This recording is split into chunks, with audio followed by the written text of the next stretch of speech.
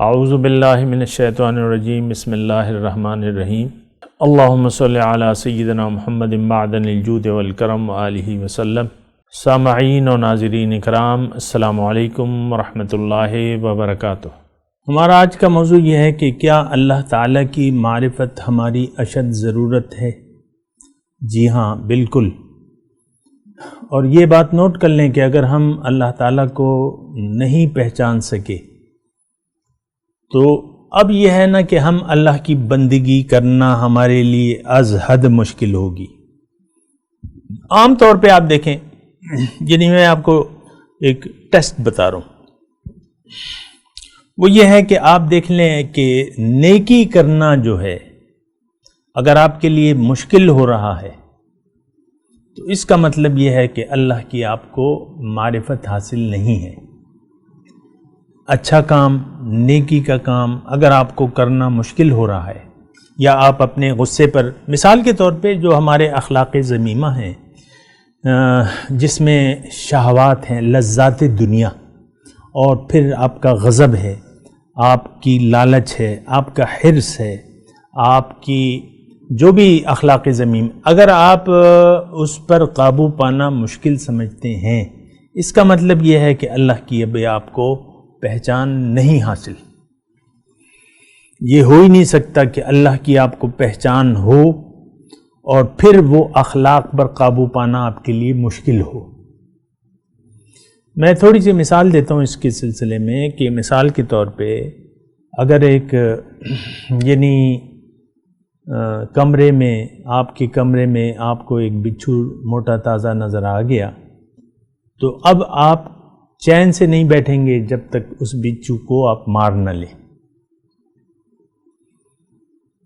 کیونکہ آپ پہچان گئے اپنے دشمن کو۔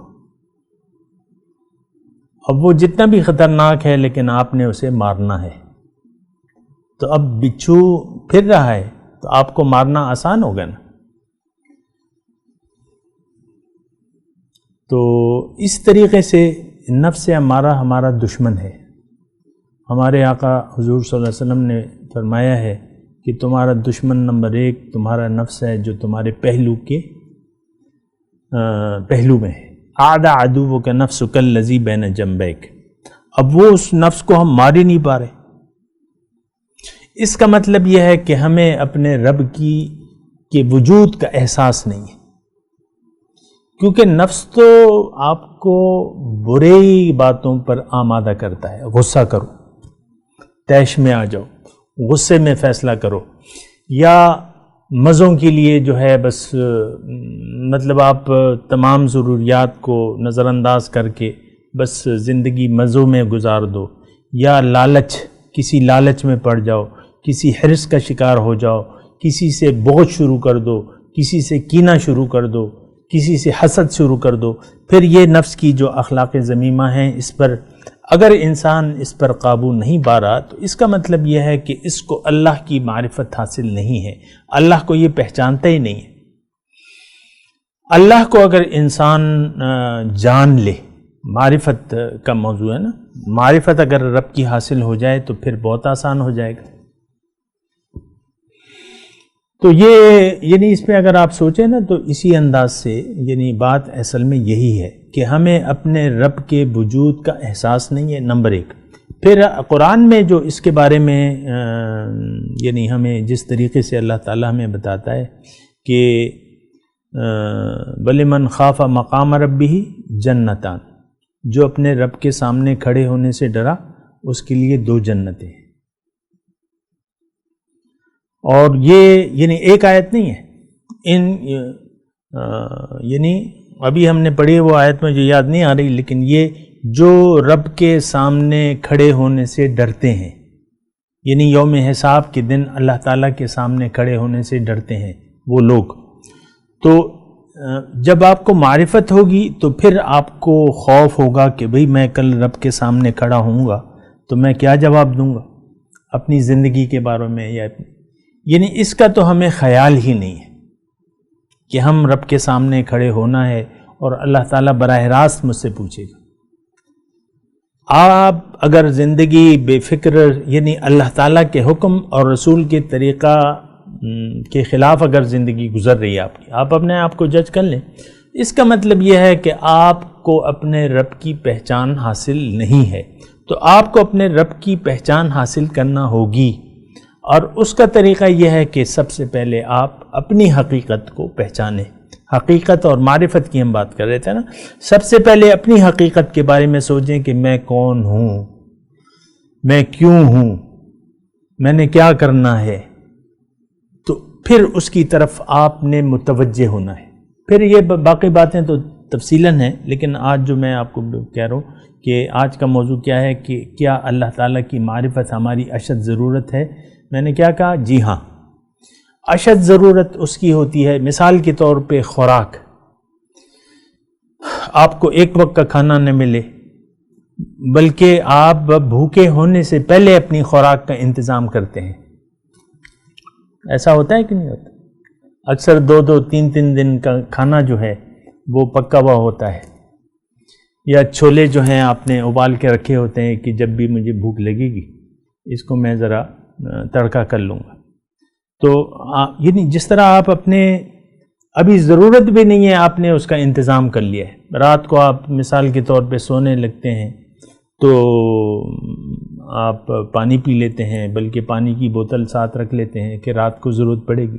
پانی پی لیا، پھر بھی پانی کی بوتل آپ کے پاس پڑی ہوئی ہے. کھانا کھا لیا، اگلے کھانے کی فکر ہوگی. یعنی کل دوپہر کے کھانے کی جو تجاویز ہیں وہ آج کے دوپہر کے کھانے میں ڈسکس ہوں گی کہ کل کیا پکے گا.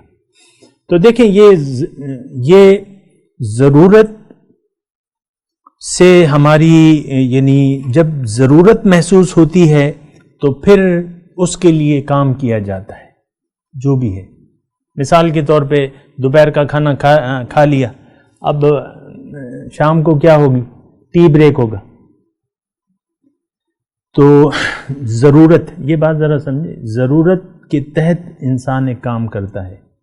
اللہ کی معرفت، اللہ کی پہچان، یہ ضرورت ہے. اس کے بغیر ہم بندگی کر ہی نہیں سکتے اللہ تعالیٰ کی. عام طور پہ دیکھیں ہم بندگی سے بے نیاز ہو کے زندگی گزار رہے ہیں.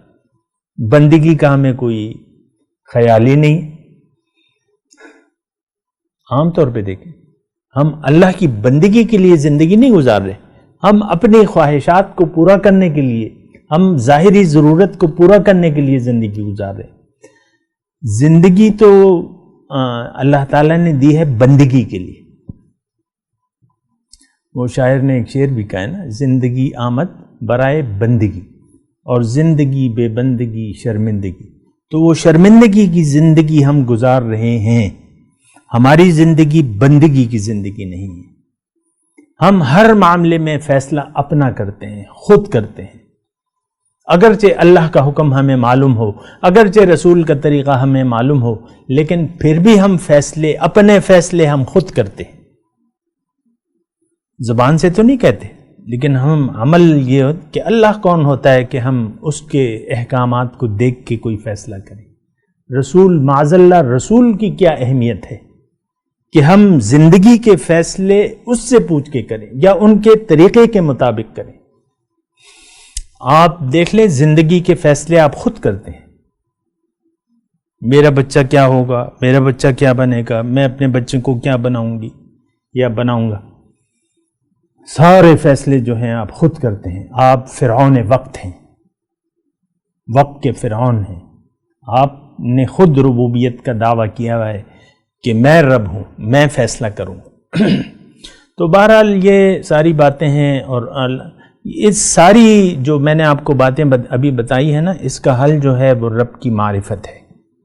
اور رب کی معرفت آپ کو خود نہیں حاصل کر سکتے. کسی اللہ والے کے پاس جا کے اس کے سامنے یہ بات رکھنی ہوگی کہ میں نے معرفت حاصل کرنی ہے کسی بھی قیمت پہ، کیونکہ یہ آپ کی اشد ضرورت ہے. رب کی معرفت، اللہ کی معرفت، یہ آپ کی بندگی کے لیے پہلی ضرورت ہے کہ آپ کو رب کی پہچان ہو جائے، آپ کو اپنے رب کے وجود کا احساس ہو جائے. عام طور پہ تو ہم اللہ کو بھلا کے زندگی گزار رہے ہیں. آپ زندگی کے معاملات کو دیکھ لیں. مطلب میں تو یہ میری گفتگو جا رہی ہے، ورلڈ لیول پہ. تو اس میں مطلب میں آپ سب لوگ مخاطب ہیں، امت مسلمہ، کہ آج ہم رب سے بے خبر ہو کے اس کی بندگی سے بے نیاز ہو کے زندگی گزار رہے ہیں. تو آج جو ہے ہمارے یعنی رب کی بندگی کی اول تو ہمیں ضرورت ہی محسوس نہیں ہوتی. یہ ایک بہت بڑی آپ دیکھ لیں یعنی شرمندگی کی بات ہے. رب کی بندگی، ہمیں پیسے کی ضرورت ہے، ہمیں اچھی نوکری کی ضرورت ہے، اچھے کاروبار کی ضرورت ہے، اچھے مکان کی ضرورت ہے، اچھا کھانا ہے نا، تو ہمیں اے سی کی ضرورت ہے، ہمیں کولر کی ضرورت ہے. یعنی کولر زیادہ ضروری ہے رب کی بندگی سے. جب آپ پر ایک افتاد پڑتی ہے نا، گرمی کی افتاد، بھائی بہت گرمی، اے سی چاہیے، وہ چاہیے، یہ چاہیے، ٹھنڈ چاہیے، ایسا ہوتا ہے رب کی بندگی دیکھا جائے گا، کریں گے. وآخر دعوانا ان الحمد للہ رب العالمین. مولاي صل وسلم دائما ابدا على حبيبك خير الخلق كل